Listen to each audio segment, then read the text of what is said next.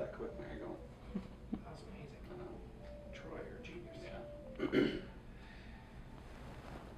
What is the hardest part of your job? This job requires immense amounts of patience, so exercising patience is key. You just have to have that. It's tough sometimes, but that and trying to, like what we had talked about earlier, trying to explain things to owners and relate to them. You know, everybody's different, everybody has different learning styles, different communication styles. So adjusting to all types of different people and all types of different dogs, that can be tough too.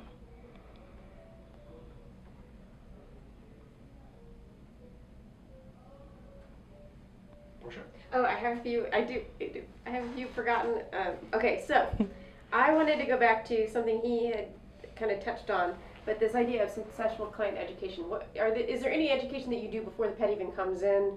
Do you get an opportunity to talk to pet owners before they come in? And if you do, what do you say? For Montessori, Yes. we have brief interactions. We have like an interview process that we do for the dog before they're eligible to come to Montessori and be in daycare. So we have a couple conversations with the client involving, you know, going through the interview process. So it's really more collecting background information and talking about goals.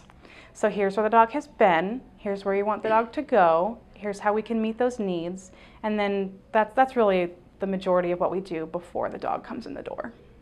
And do you ever have dogs who are nervous or anxious that you kind of have to do some pre-prep work to get them ready to get in there?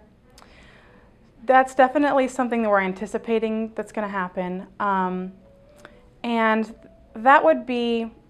that's also a case-by-case situation too. Some dogs do show signs of stress when they first come in the door, and maybe they just need a day or two to relax and then they're fine. Some dogs will continue to stress for multiple visits. So that would be a time when you have to have a conversation with the client and try to figure out another game plan. Maybe it's the duration of time that's making them stress a little. Maybe they need to be in the building less. You know, happy visits are always good. So that would probably be something we would recommend for dogs like that. Maybe working on some things at the home, trying to figure out where the root of the stress is, and work on it that way. So. Do you think what you do here, when they come in and do the Montessori and puppy school, when they come in to do something more serious, even maybe say nail trims, or just something that they don't like or is going to involve, do you get any feedback that has made a difference, that the pet is calmer because they had a good experience in there? Yes, that's a huge benefit of having this Montessori program attached to a clinic. You're giving the dogs reasons to be in this building that are not related to nail trims and vaccinations and all that. And we have the ability to utilize the spaces that they use to do those things and create different feelings while they're in that space. So it's a huge benefit, very much. And it's good to feel the dog happy coming down here. Yes. Instead of dragging paws on the door. Mm-hmm. Is it ever too late to go fear-free? You know, that pet that's had bad experiences.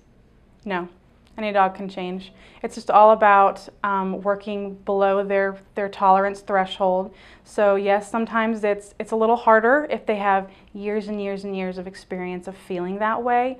So you just got to take baby steps and take your time, and it'll probably take a little bit longer to get there, but it's possible with every dog. Yeah.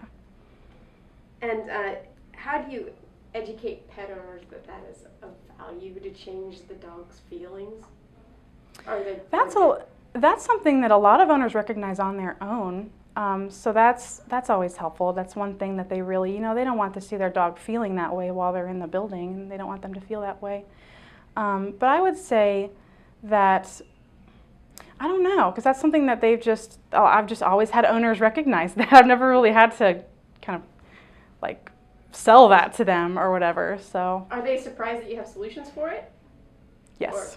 Yes, because they do kind of accept the mindset of, this is just how it is. This is what happens when I'm at the clinic. This is how the dog feels, and we just got to get through the appointment. So it's very relieving to them to know that there's a solution, there's an answer. And they're willing to pay and put in the time. Oh yeah, yeah. Mm-hmm. So what? I'm going to phrase that differently. So. I think some team members might say, pet owners won't spend the money and the time to change their pet's behavior. They don't want to do the things, the homework at home. How would you respond? There's always people that are like that, and but there's so many more that aren't, and those are the ones that it's worth doing that just for the clients that are willing to put in the work and put in the money. It's worth doing the fear-free initiative. It's worth pursuing that. It's worth embracing that. And so if I'm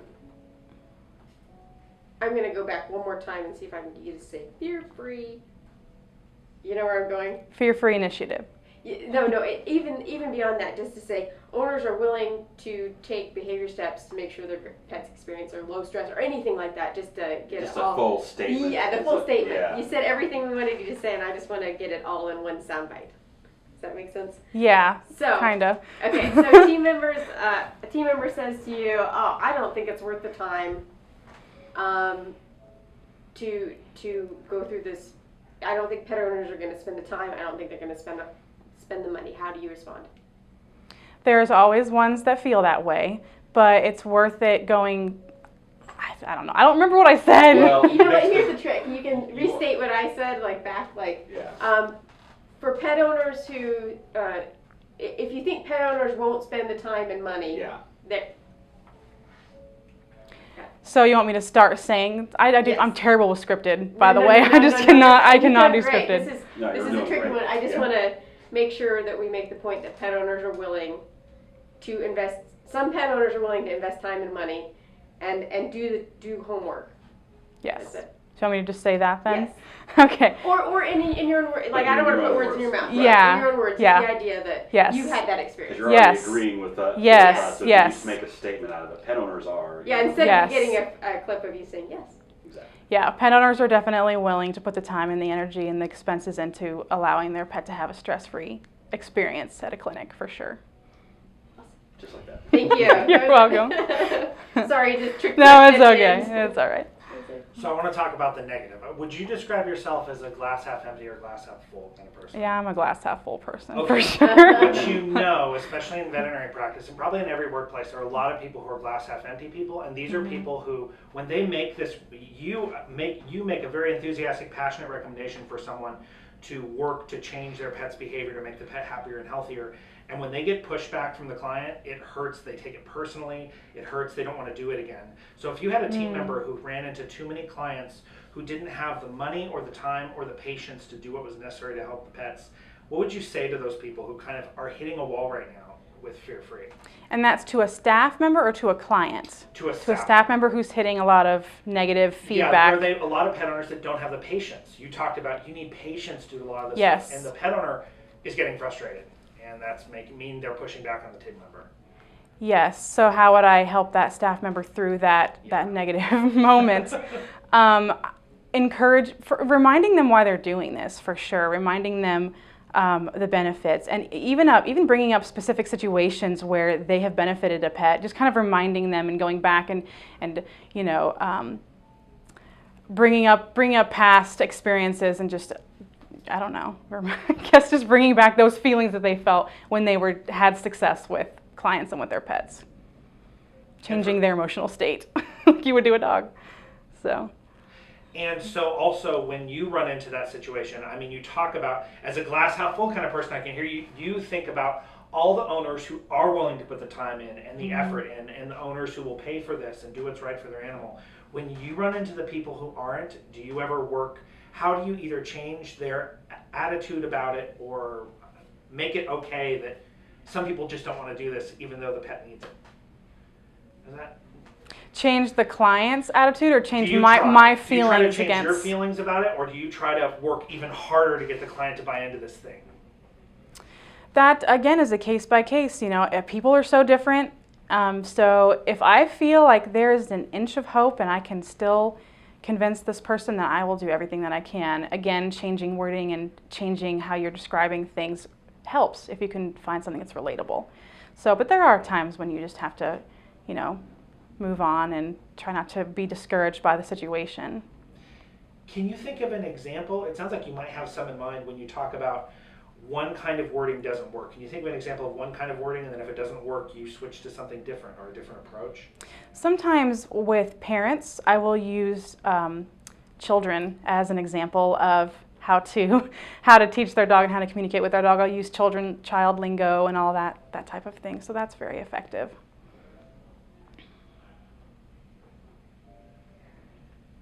That's all I got, Portia. What does that sound like? Just as your Yeah, what do you say? Pretend Portia's the client. so my dog is doing this thing and it's driving me nuts. And Well, I need way more specifics than that to give you an a example, like one that you remember, like a conversation you, if you can think back to a time where you used the kids as an example. Because I'll come up Nothing with a is- not very good one. Yeah. Unfortunately, nothing is coming up. And I haven't done a lot of consults in like a month, so all of my history is just at the back of my mind right now. So you're hitting me at a time when I'm doing a lot of staff training. Sure, So yeah. that is what's all in This my is- mind yeah. is the staff training. So nothing is coming up. Sorry. It's okay. It's okay.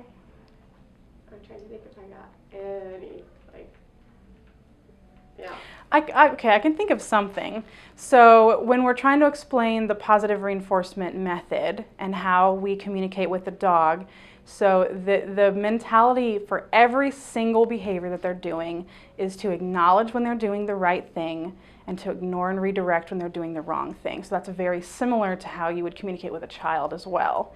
So using specific examples like, if your puppy is jumping up on you and nipping on you, you need to completely ignore that behavior and remove yourself from the situation. If you see your puppy sitting nicely and waiting for pets, you got to acknowledge that. You got to give them a reward in their language, affection, food, game time, whatever they want, whatever they love. So. Loved it. Thank you. That was awesome. Thank you. Do you ever, so I'm trying to think about things that people like on Facebook posts that veterinarians kind of complain about. And one of the things that seems like sometimes you talk about as a child, sometimes people's child rearing, like they can't help but copy what their parents did. So if their parents always focused on the bad and ignored the good, that's what they do with their dog, that's what they do with their kid. Do you feel like those things are so ingrained that when people come in with those, they can't be changed? Or have you seen mostly success stories where even if people have that attitude in the beginning, they can be taught this new process of focusing on the good and ignoring the bad? Yeah, that's harder because you have to break a lifetime habit, and that's not going to happen overnight, so that's not going to happen quickly.